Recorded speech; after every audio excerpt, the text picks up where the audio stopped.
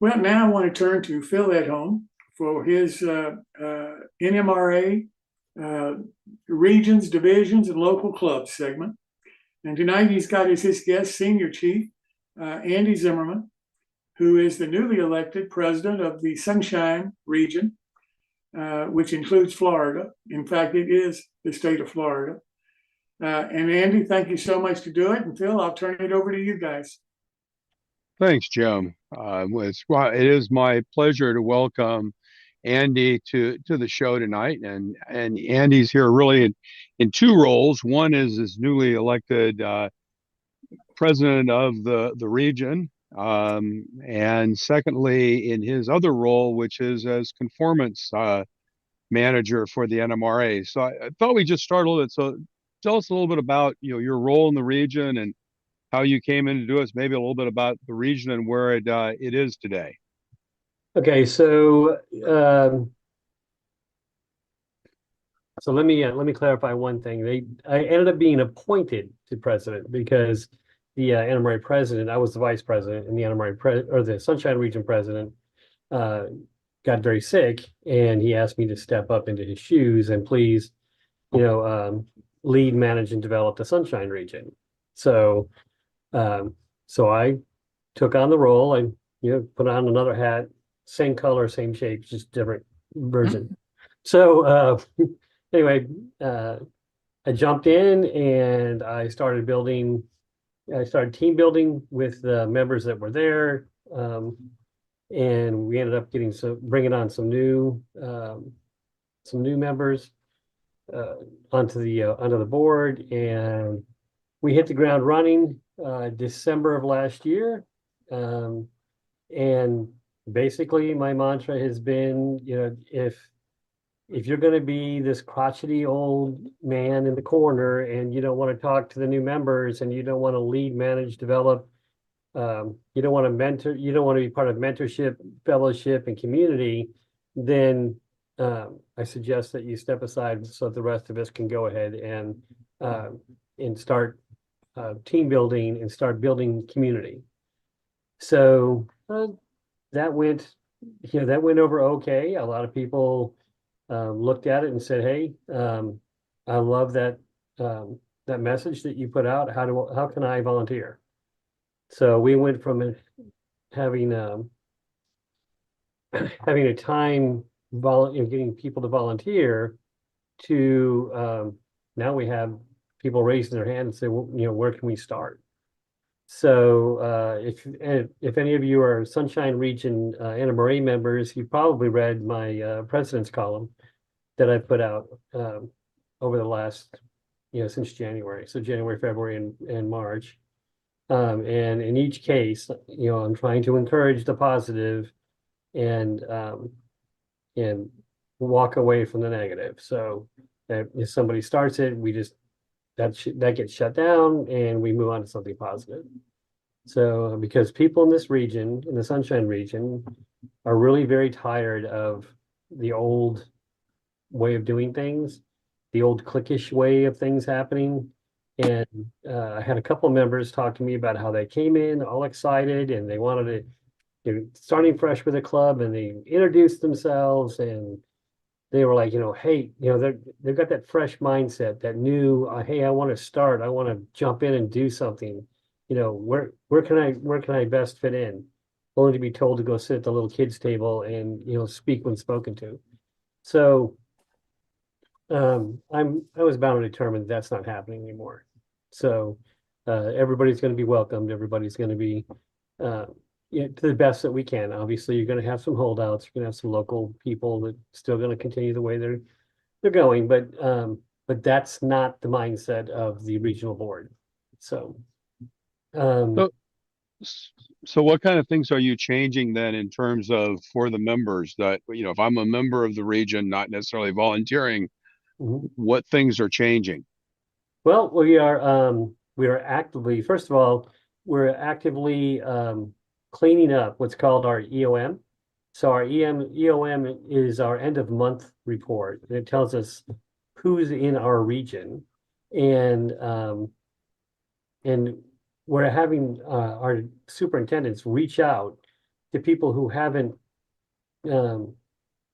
really haven't done much or said much, or just their names on our roster and nobody seems to know who they are.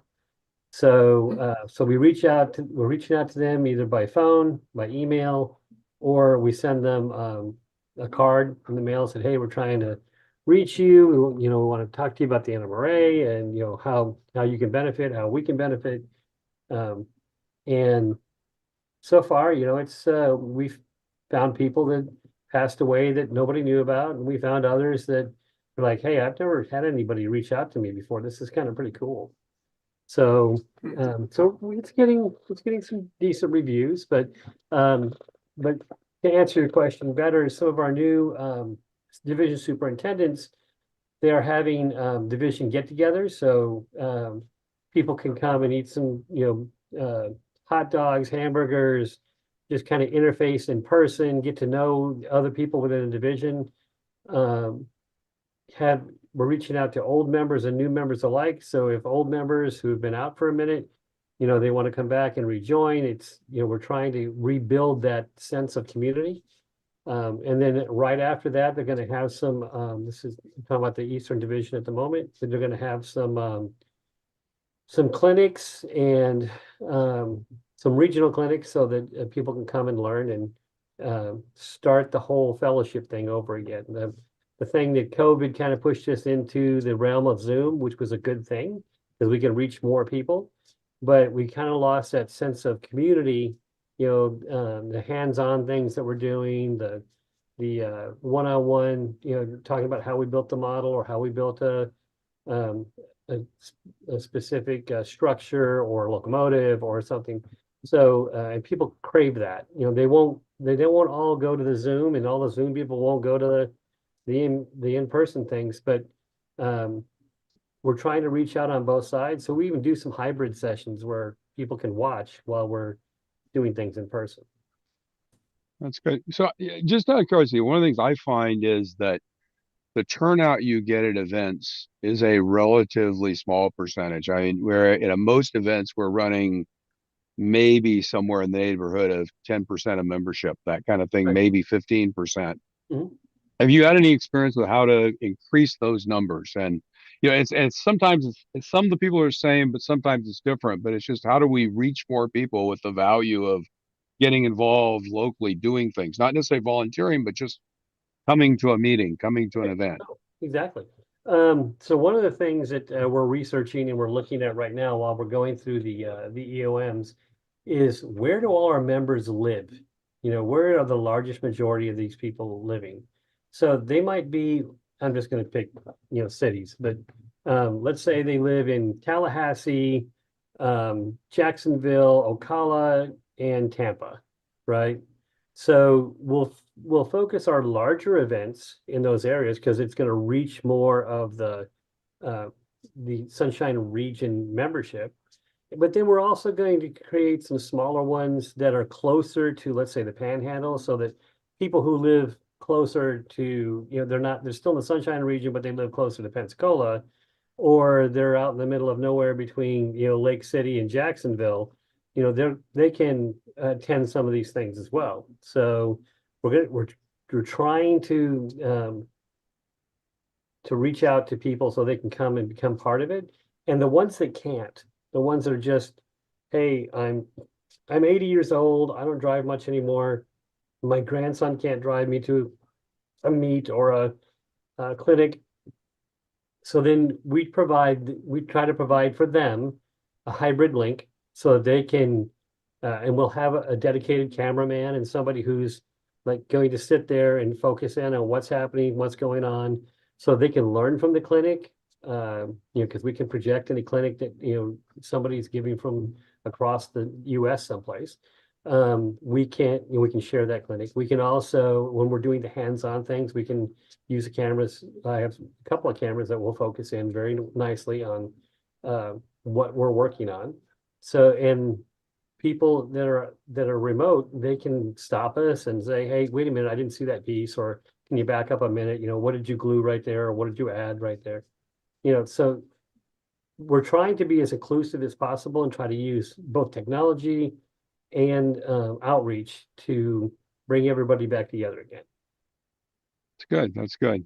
So do you do this as like a specific event doing a hybrid, or do you also do virtual kind of scheduled meetups at certain time, like a repetitive, once a month, once every couple of weeks kind of thing? Well, I did an initial set of hybrid clinics, or not hybrid, excuse me, virtual clinics. And we started out with um, 3 clinics, and we broadcast out the link to everybody and invited everyone and said, hey, come and see what we got going on. And it's a little slow to start because I hate to say it, but some people are just afraid of Zoom and they don't realize it's one click. So it's literally one click, and you're good to go. So it asks you a couple of questions in between that you have to answer, but it's nothing difficult. So I've managed to get every person who's had an issue with Zoom and trying to get on Zoom. I've had it, being in IT myself, I've walked people through these kind of things every day. So I was able to bring a lot of people in to see the hybrid clinic. And they were like, wow, we didn't realize that you were doing all this. I'm like, well, it's going to take a minute for the word to get out. So again, we just kind of hit the ground running in December. We've got a lot planned. We've got other things that are in work. I know the Eastern Division, their new superintendent, Jim Moore, has got some great things planned in the next couple of months. The Western Division, they've had a few things planned for in the next 4 months. Northern Division, I think the next thing they have planned is they got some clinics that'll be happening at train show here in Tallahassee. There may be another one in between, some virtuals in between. And also, along with that, in order for me to understand the region better, and any of the modelers that are here that are in the Sunshine region, I'm going to do basically an open door. I'm going to put out a Zoom link, and I'm going to ask members to attend, and I want to hear what it is they have to say. So I'm sure I'll get an earful from both ends of the spectrum, but I really want to understand what it is they need from from the Sunshine region as a region, and how can we best help their divisions. And I've only got a few months left to make that happen. Elections come up June, July. So if I'm not the next guy, or hopefully the next guy will continue to promote these things and push these things so that we can build the Sunshine region. I hate to say build it back better, but that sounds political, but we can make a better Sunshine region. We can develop a better Sunshine region. They just need somebody to lead, somebody to mentor, and they need the fellowship in the community. So that's absolutely true.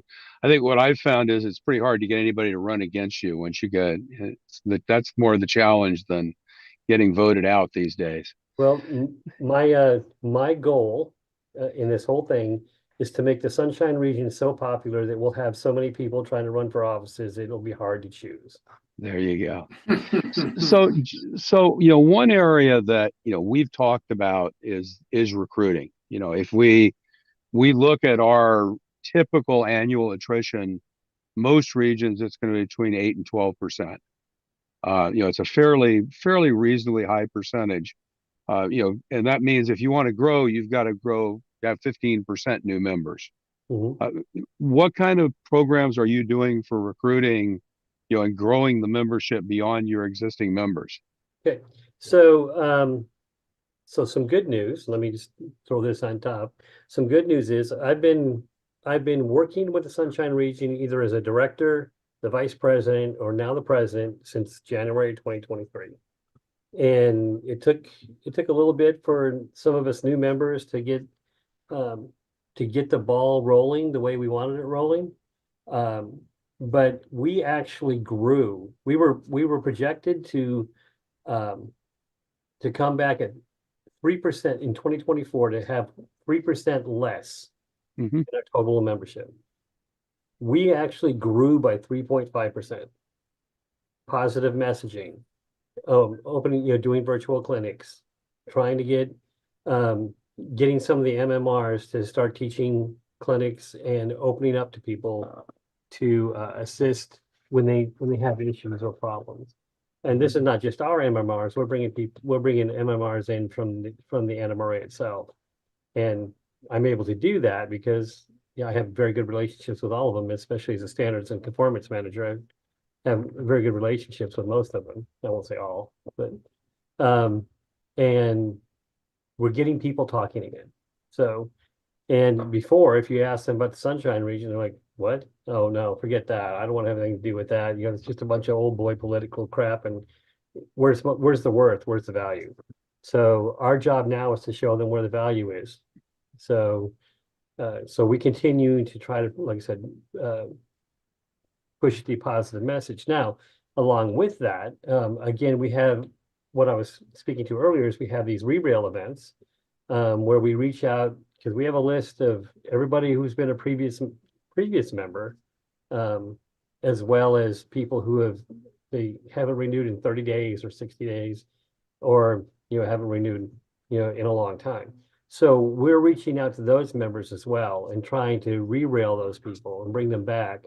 NMRA National gives us some small incentives to help us pay for some of that, so that the region isn't taking this big hit, on dues for food and the building and the meeting space, etc. So so at least it takes some of the sting out of it. But we're reaching back out to the community and said, hey, you were an NMRA member before, come and see what we're like now. And then tell them to bring a friend, bring a fellow model railroader, even if they've never been a member or they were a member 10 years ago, bring them. So, and then we start re-railing those people, or we start bringing them on board, and thus the growth. So now we're learning as we go. So, the processes will get better. The meet and greets will get better. The clinics will get better. This is I kind of, forgive the Navy analogy, but it's like an aircraft carrier. The aircraft carrier was going the wrong direction and away from the wind the whole time, and it doesn't operate well that way. So we need to bring it back 180, get her back into the wind and get 40 knots across the deck so that we can meet our mission. So and that's what we're doing. She's not turned all the way back into the wind, but she's certainly got some headwinds going there. So We may change the subject just for a couple of minutes. Let's talk a little bit about the conformance program from an NMRA perspective. I think that's been an area that there's a lot of questions about. Obviously, across the industry, we have some companies that conform to standards, some that don't. How do you manage that? See the NMRA managing both the current standards and then maybe a little bit about future standards. I mean, clearly there's some technologies coming like wireless that are areas where there needs to be some pretty significant consideration of standards, or as we've seen, companies are going their own way with some using Bluetooth, some using Wi-Fi. Kind of your thoughts on how the NMRA both continues to support the existing standards and their conformance, but also to begin to build standards in areas that have not yet been addressed. Okay. So, and it's funny you should mention that because we're right in the middle of some of that right now. We've got several things in the fire that are not standards yet, and we need to develop a standard for it. For instance, ESU has a 24-pin connector, and it's a small, very small micro connector. I believe it's a NEMA connector, and it's got 24 pins on it. And they are putting this into Rapido models. They're putting them into Atlas models, and it's great for N scale because it's so tiny. I mean, no, I was going to say, I think I have one sitting here, but it's in the garage.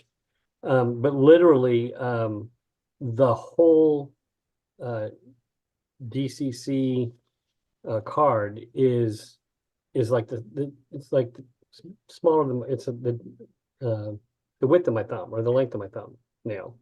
So it's tiny and it pops right onto this little connector, and it's got sound and it drives the motors, and it's got, I mean, ESU has it so you can program it all up.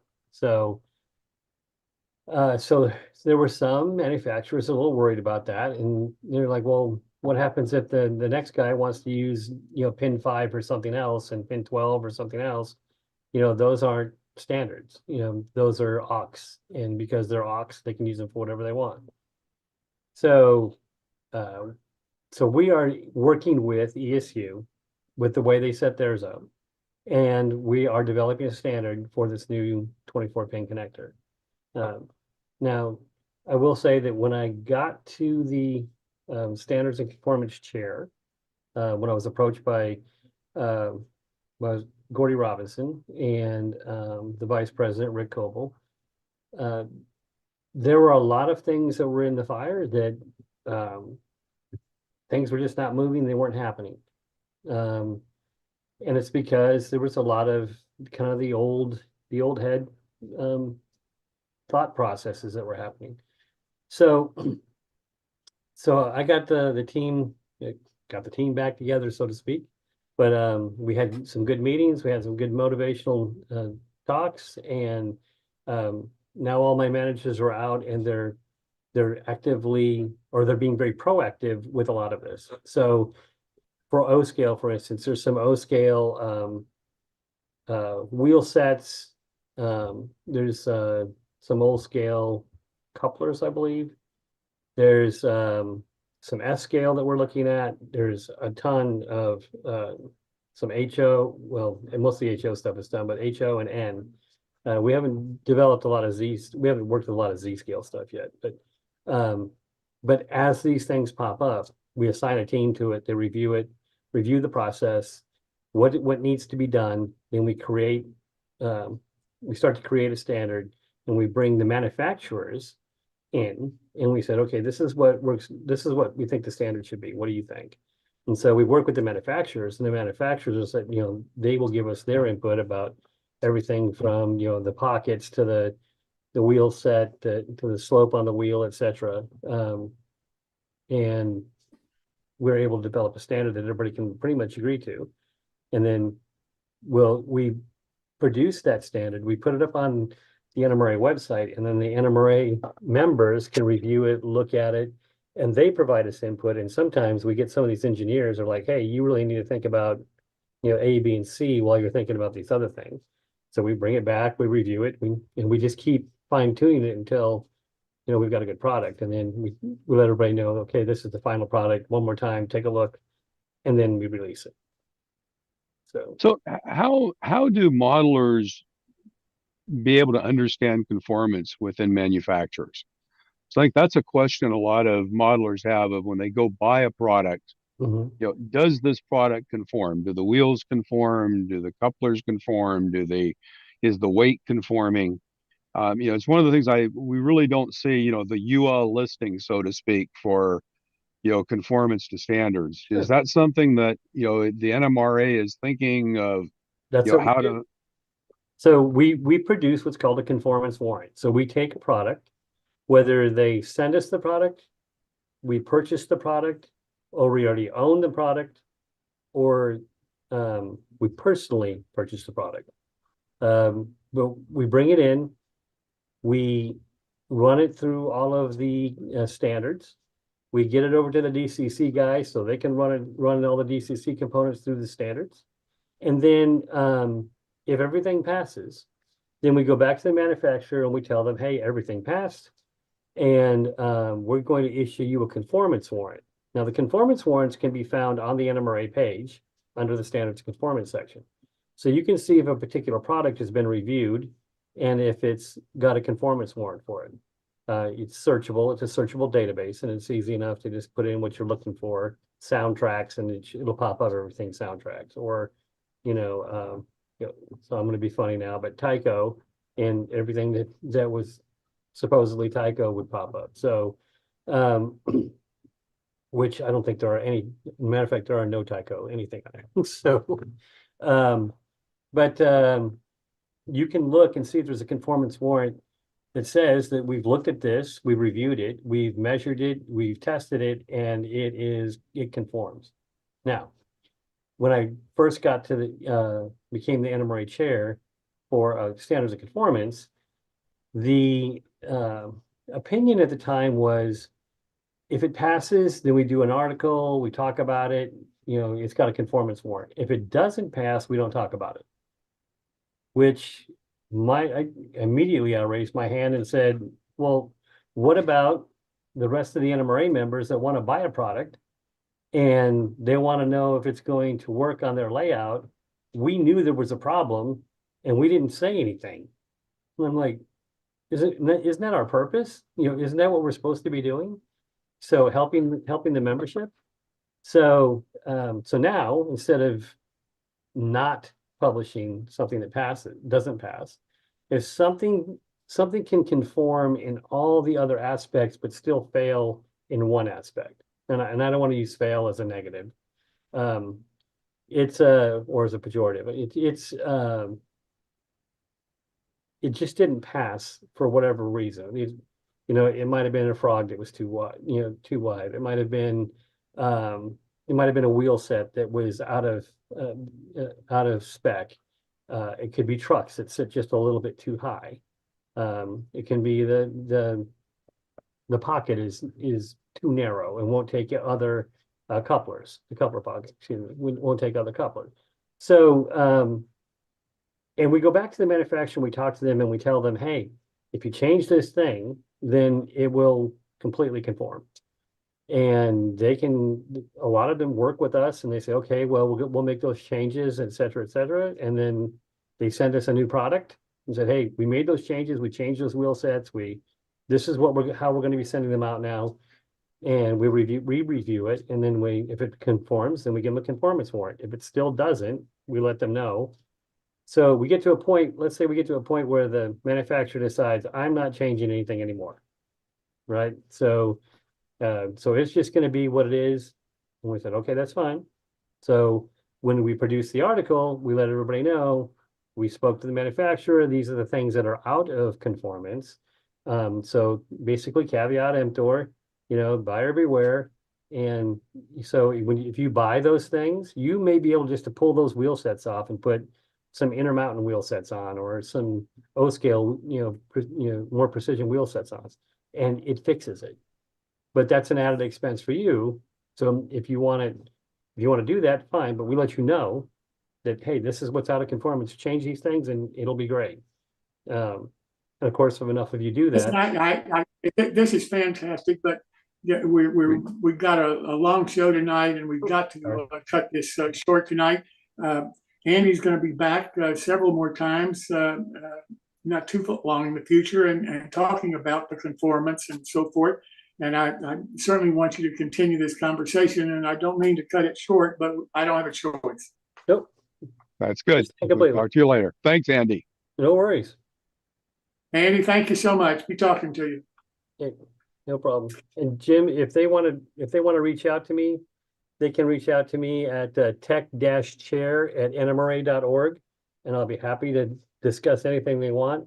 Or if it's the SSR they want to talk about, SSR Prez, P-R-E-Z, at nmra.org, and I'll be happy to talk to anybody about anything.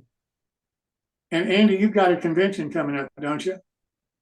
It's in October. We're trying to determine what that convention is going to be and what it's going to look like. So we may end up moving it to Ocala as opposed to down in Lake City, but we'll let everybody know. Well, that's great. And if you'd like to come on the show and talk about the convention when you get it solid down the road, just let me know. Glad to have you.